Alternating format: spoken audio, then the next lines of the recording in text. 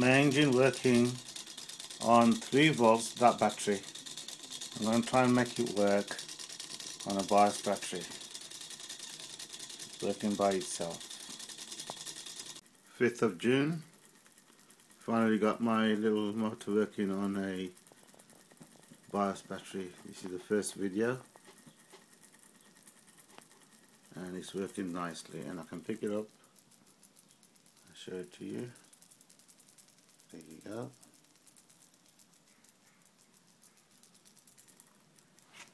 More modification needs to be done.